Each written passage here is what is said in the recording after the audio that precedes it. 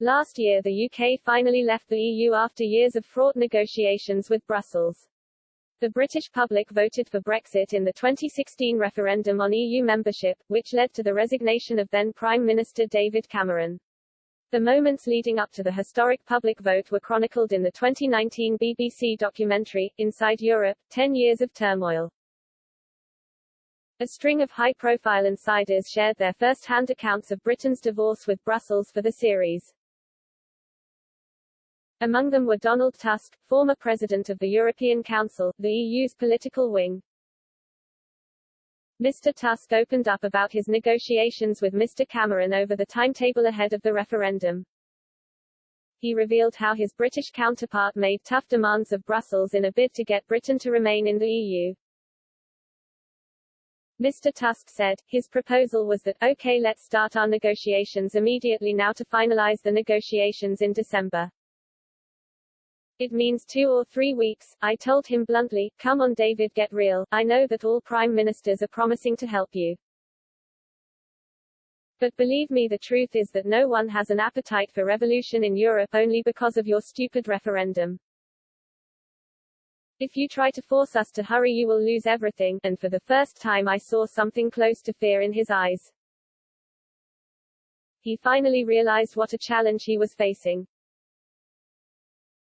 Mr. Cameron agreed to a referendum on Britain's EU membership in an attempt to address Euroscepticism in his ruling Conservative Party and the wider country. An in-out public vote had been one of the promises of his successful campaign for re-election in 2015. In preparation for the referendum, Mr. Cameron had sought to secure a series of concessions from the EU to make Britain's membership of the bloc more palatable to the electorate and the Tories. One of the most significant measures the former Prime Minister had pushed for was a so-called emergency brake to curb EU migrants' access to benefits in Britain.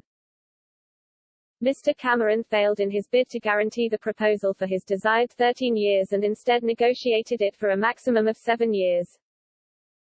Despite pushback from some member states such as Poland, the emergency brake idea did win some support in the EU. Then Austrian Foreign Minister, Sebastian Kurz, told the newspaper Kronen Zeitung, those who don't pay into the system will get fewer benefits or none at all. He added, we should embrace that principle if we want to guarantee that our welfare state remains affordable and attractive for top talent. Mr. Cameron later said he had lost the referendum because of the EU's failure to grant him the full emergency brake he was after. According to the Financial Times, French officials said the Prime Minister believed the lack of such a measure was a driving factor behind Britain voting to leave the EU.